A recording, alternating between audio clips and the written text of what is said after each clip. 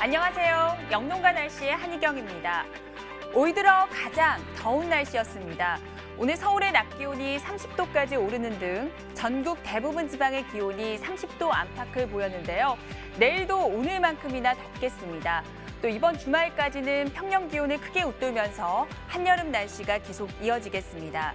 다만 내일은 구름이 많이 끼면서 오늘보다는 햇살이 강하진 않겠는데요.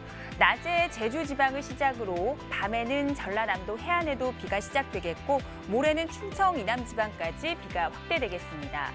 특히 제주 지방은 내일과 모레 사이에 천둥, 번개를 동반한 시간당 20mm 이상의 매우 강한 비가 쏟아지겠습니다.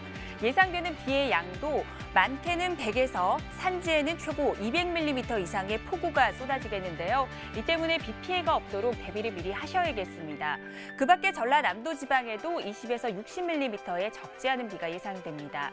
지금 고기압의 영향으로 맑은 날씨를 보이고 있습니다. 오늘은 남쪽에서 따뜻한 공기가 유입이 되면서 전국적으로 기온이 많이 올랐는데요. 내일 우리나라는 고기압의 가장자리에 들겠습니다. 따라서 시간이 갈수록 구름량이 많아지겠고요. 낮에 제주 지방을 시작으로 밤에는 전라남도 해안 지방에도 비가 내리겠습니다. 하지만 그 밖의 지방은 내일 구름만 많이 끼는 날씨를 보이면서 서울을 비롯한 중부와 경상북도 지방의 건조특보는 내일도 계속 이어지겠습니다. 아침 기온을 보시겠습니다. 서울의 기온이 18도 등 전국 대부분 지방이 15도 안팎을 보이겠습니다. 오늘과 비슷하거나 조금 높은 기온대를 보이겠고요. 북한 역시 오늘과 비슷하거나 조금 높겠는데 강계 9도, 함흥은 13도를 보이겠습니다. 한낮의 기온은 오늘과 비슷하거나 약간 낮은 곳도 있겠습니다. 서울과 춘천은 30도, 대전 29도, 대구 28도 등으로 낮에는 역시 더운 날씨가 이어지겠고요. 북한 역시 함흥과 평양이 27도까지 올라서 일교차가 무척 크게 벌어지겠습니다. 자세한 해상 날씨 보시겠습니다. 내일까지는 해상에 짙은 안개가 끼는 곳이 많겠습니다. 또 서해와 남해상에서는 먼 바다를 중심으로 물결이 점차 높아지겠습니다. 날씨 정보였습니다.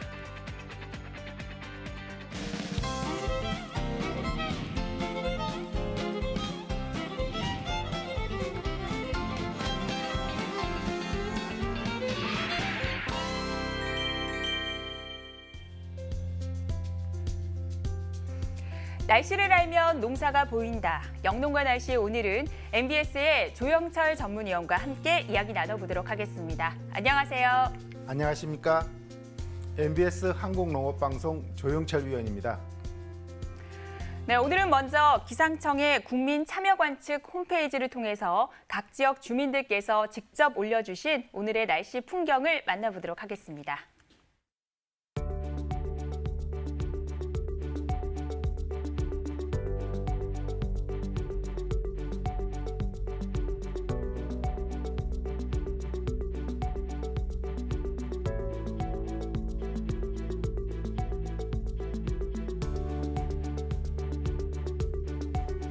네, 오늘은 햇살이 강하게 내리쬐면서 더 덥게 느껴지는 날씨였습니다. 오늘 영농가 날씨에서는 요즘 같은 날씨에 꼭 챙겨야 할 영농 정보를 준비해봤는데요. 먼저 화면으로 만나보겠습니다.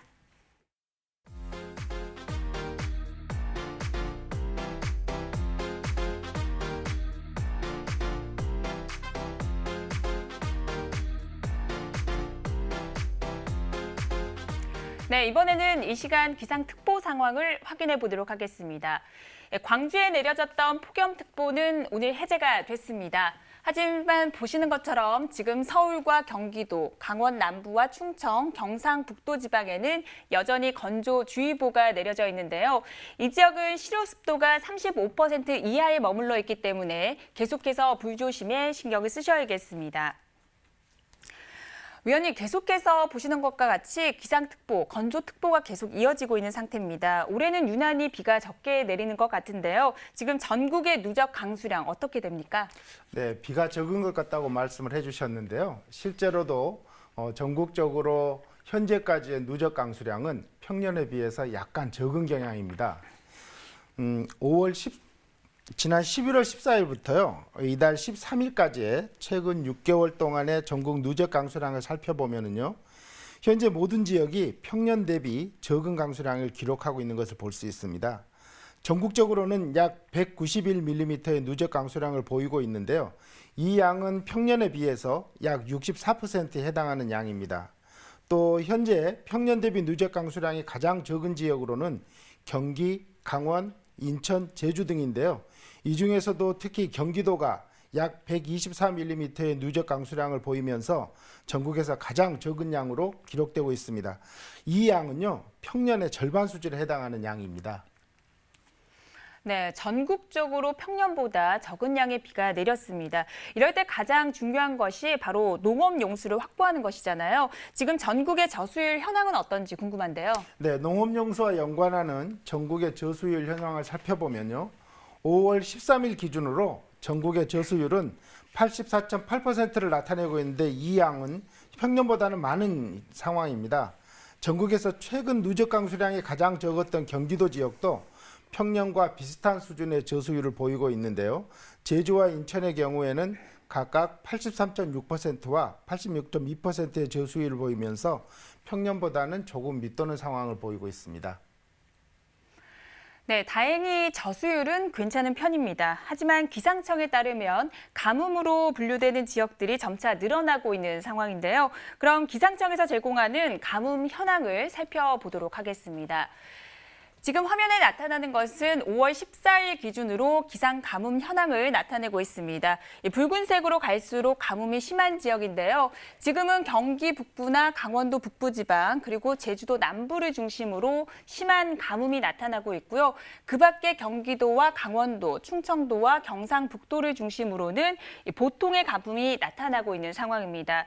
지금 보시는 것과 같이 거의 절반 수준이 가뭄 지역으로 분류되고 있는데 실제 농사에 미치는 영향은 어떻습니까? 네, 농촌진흥청에서 토양의 유효 수분에 따른 전국 박가뭄 현황을 발표하고 있는데요. 그 자료를 보면서 말씀드리면요. 5월 14일에 발표된 내용에 따르면 전국 167개 시군을 대상으로 농촌진흥청에서 조사한 결과 가뭄에 관심을 가질 만한 지역은 경기도 연천군 한 곳으로 나타났습니다. 그래서 아직까지는 전국적으로 크게 가뭄에 우려할 만한 상황은 아닌 것으로 보고 있습니다. 네. 경기도 연천군의 농가에서는 특히 관심을 가지고 농업용수 확보에 신경을 쓰셔야겠습니다. 또 기상청에서는 제주도 남부 지역을 심한 가뭄 단계로 분류하고 있는데요. 실제로 가뭄 때문에 올해 서귀포시에서 생산하는 마늘의 상품성이 크게 떨어졌다는 소식도 들려오고 있습니다. 다행히 내일 제주도 지방에는 많은 양의 비가 내릴 것으로 예상이 되는데요. 그럼 자세한 내용은 제주도의 기상청을 연결해서 들어보도록 하겠습니다. 안녕하세요. 네, 안녕하세요. 제주지방기상청에 근무하는 오영숙 예보관입니다. 네, 반갑습니다. 내일 낮부터 제주 지방에 비 소식이 있습니다. 양이 상당히 많은 것으로 나와 있는데요. 어떻습니까? 네, 내일 낮부터 남서부와 산지를 시작으로 강수가 시작되어서 차차 전 지역으로 확대가 되겠습니다.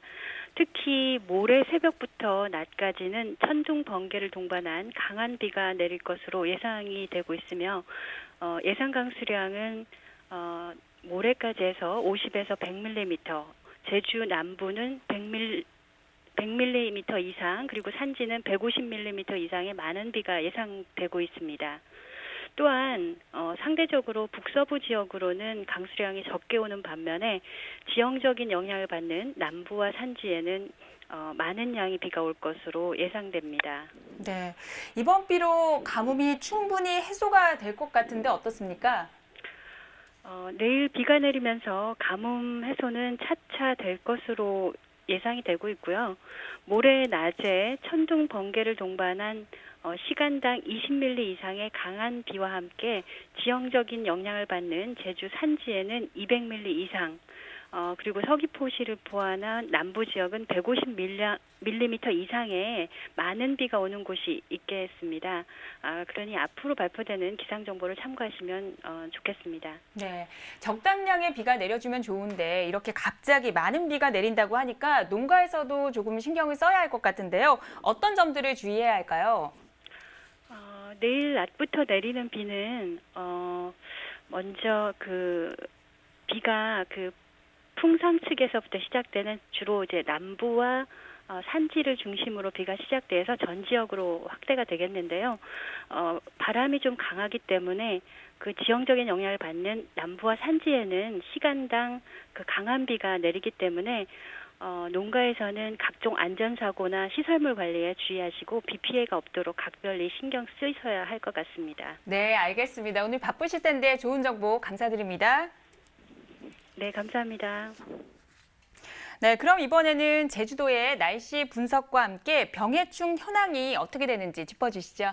네, 제주특별자치도 서귀포시 중문동을 기준으로 작년과 올해 일평균 기온의 변화와 그리고 마늘에서 발생하는 병해충 현황에 대해서 자세하게 설명해 드리겠습니다.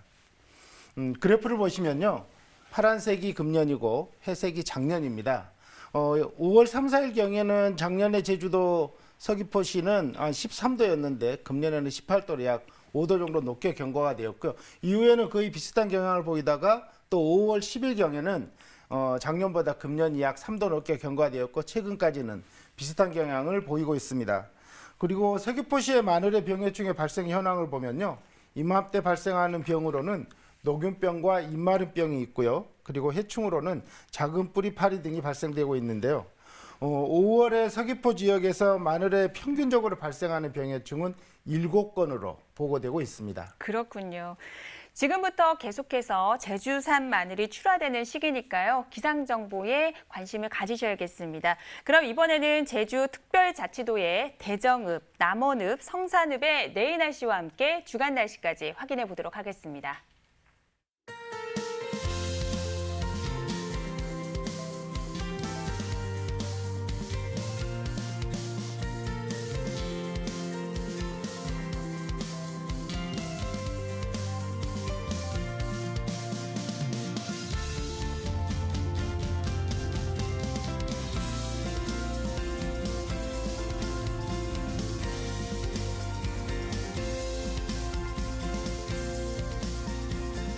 네, 현재 시간 8시 43분 지나고 있습니다. 요즘처럼 건조한 날씨에 특히 주의를 해야 되는 작물이 있다면 어떤 것을 짚을 수가 있을까요? 네, 최근에 저희들이 잡곡에 대해서 관심이 많아지고 있는데요. 재배 기간이 짧은 메밀의 경우에는 파종 후에 성숙할 때까지 약 90mm의 그런 물이 필요하고요. 또 다른 작물에 비해서는 가뭄에 다소 좀 약한 그런 작물입니다. 그렇기 때문에 토양 수분이 부족하게 되면 메밀의 경우에는 생육뿐만 아니라 결실도 불량해질 수 있는데요. 만약에 일시적이고 약한 가뭄이라면 굳이 물을 댈 필요가 없겠지만 가뭄이 장기간으로 될 때는 메밀이라 할지라도 관수를 해줘야 합니다. 네. 메밀하면 제주뿐만이 아니라 강원도 봉평을 떠오르게 되는데요. 농가에서 신경 써야 되는 날씨 분석 어떤 것들이 있을까요? 네, 그래서 강원도 평창군 봉평면에 기준으로 해서 자세한 날씨의 요인들을 살펴보도록 하겠습니다. 5월 15일 기준으로 해서요. 작년과 같은 날의 기온을 비교해 봤더니요. 봉평면의 기상 편차는 평균 기온은 작년에는 20.9도였는데 올해는 19.5도로 1.4도 정도가 낮게 경과됐고요. 습도는 약 7% 정도 높게 경과했습니다. 또 일사량은 작년보다도 3.6kcal가 많았을 뿐만 아니라 지중 온도는 올해가 작년보다 4도 이상 높아서 작물 생육에는 다소 유리한 환경으로 보입니다. 알겠습니다. 이 메밀의 경우는 거의 파종을 대부분 마친 상태입니다. 하지만 앞으로 파종을 앞두고 있는 작물들도 있잖아요. 어떤 것들을 짚을 수가 있을까요? 네, 또 대표적인 작곡이 수수인데요. 수수의 경우에는 고온성 작물로 이 종자가 발화하는데 토양의 온도가 최소 10도 이상이 돼야 되는 그런 작물이고 또 토양 수분도 최소한은 보유하고 있어야 됩니다. 또 수수는 파종 시기에 따라서 그 생육과 수량이 민감하게 반응하는 그런 작물인데요. 생육과 수량성을 고려한 지역별로 파종의 적기를 말씀드린다면 중북부 지역은 5월 하순에서 6월 중순, 그리고 남부 지역은 6월 상순에서 6월 하순까지가 적기라고 말씀드릴 수 있습니다. 네, 그렇다면 이제는 파종을 준비해야 되는 시기인데요. 파종할 때 요령이 있다면 짚어주시죠. 네, 수수의 파종 방법은요. 먼저 파종량은 10아르 300평당 1 내지 2kg를 파종하시는데요. 반드시 소금물을 사용해서 정선을 하셔야 합니다. 또 수수의 파종은 직접 파종하는 파종 방법이 있고 이식하는 방법이 있는데요. 이식 재배를 할 경우에는 5월 상중승경에 종자를 육묘 트레이에 육묘 상자에 파종을 해서 키가 10 내지 15cm가 될 때 이식하면 적당합니다. 그리고 파종을 할 때는 전뿌림과 줄뿌림이 가능한데요. 두 가지 방법 다 일항의 너비를 한 60cm로 하시고 포기 사이는 20cm 정도로 벌려서 파종을 하시면 적당합니다. 네, 농가에서는 말씀하신 내용 잘 참고하셔서 파종 한계기인 6월 전까지는 파종을 마치셔야겠습니다. 그럼 이번에는 수수 최대 산지인 충청북도 제천, 단양, 충주의 내일 날씨와 함께 주간 날씨까지 확인해 보도록 하겠습니다.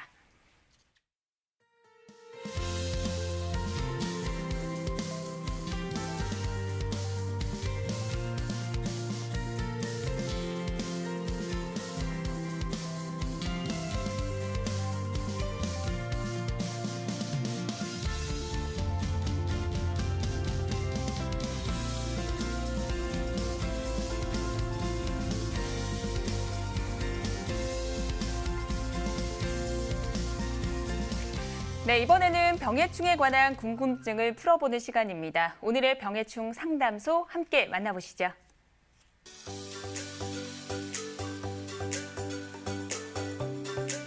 부산광역시 기장군의 포도 농가에서 의뢰한 내용입니다.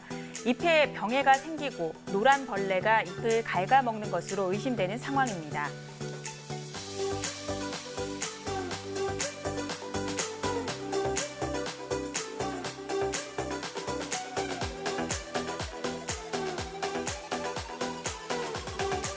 네, 진단 소견으로는 열 점박이 별 잎벌레의 유충으로 진단해 주셨는데요. 어떤 병해인가요? 네, 사례에서 말씀하신 열 점박이 별잎벌레는 우리나라에 자생하는 해충 중에서 가장 큰 그런 잎벌레의 하나입니다. 열 점박이 별잎벌레의 알과 애벌레, 번데기 그리고 어른벌레를 거치는 탈바꿈하는 그런 해충의 종류로서요. 현재 의뢰하신 사진을 보면 성충이 되기 전에 유충 단계의 그러한 별잎벌레로 보입니다. 그래서 노지포도원에서는 열 점박이 별잎벌레는 유충과 성충이 모두 포도잎과 과실을 가해야 하는 그런 해충이기 때문에 이 해충이 발생할 경우에는 포도의 당도가 저하되고 상품성을 크게 떨어뜨릴 수 있습니다. 또 유충은 5월부터 발생하기 시작하고 성충은 7월 중순부터 발생해서 포도잎과 포도알에 피해를 주기 때문에 포도농가에서는 특별히 주의하셔야 하는 해충입니다. 네, 5월부터 발생한다고 하니까 이제는 방제도 서둘러야 할 것 같은데요. 부산광역시의 날씨 분석과 함께 병해충 현황도 짚어주시죠. 네, 부산광역시의 기장군 기장읍을 기준으로 해서요. 평균 기온의 변이와 그리고 포도에 발생하는 병해충에 대해서 자세하게 설명드리겠습니다. 그래프를 보시면요. 파란색은 앞에 말씀드린 것처럼 금년이고 회색은 작년인데요. 기장군의 경우에는 5월 3, 4일에 작년보다 금년이 약 3도 높게 경과를 하다가 중간에는 작년이 다소 좀 따뜻했지만 5월 11일 전후에서는 다시 3도 정도 금년이 높게 그렇게 경과되었습니다. 이 지역에서 포도에 발생하는 병해충을 말씀드리면요. 주로 대표적으로는 꽃매미와 그리고 미국 선녀벌레가 발생되고 있는데요. 특히 5월 달에 기장군의 포도에 발생하는 평균의 병해충을 보면 약 3건 정도가 발생되고 있는 것으로 보고되었습니다. 그렇군요. 그렇다면 앞서 병해충 상담소에서 의뢰를 했던 열 점박이 별 잎벌레의 방제 방법도 짚어주시죠. 네, 노지 재배를 하는 포도원에서요. 열 점박이 별 잎벌레는 육안으로 관찰이 가능합니다. 그렇기 때문에 포도농가에서는요. 5월 상순과 중순경에 포도잎은 물론이고 이 해충이 발생하는지를 잘 예찰하셔가지고 포도에 열매가 달리는 결과지에 만약에 하나의 결과지에 7마리 정도의 이 해충이 발생이 되면 즉시 방제를 해주셔야 합니다. 이 열 점박이 별잎벌레에 적용할 수 있는 약제는 클로티아니딘 액상수화제와 비페트린 수화제를 활용하는데요. 이런 약제를 사용해서 꼼꼼하게 방제를 해주시면 효과적으로 방제가 가능합니다. 네, 오늘은 전국의 가뭄 현황과 또 곡물 관리 요령을 짚어봤는데요. 오늘 방송 내용을 한 번 더 정리해 보도록 하겠습니다.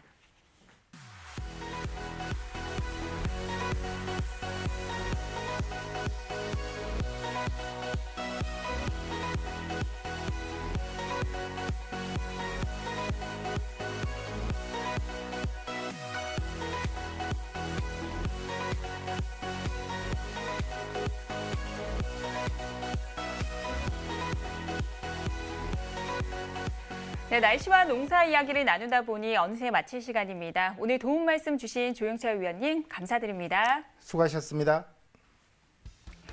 내일도 30도 안팎의 더운 날씨가 예상이 됩니다. 또 내일부터 모레 사이에는 제주 지방으로 많은 비가 예상이 되니까요. 미리 대비를 하셔야겠습니다.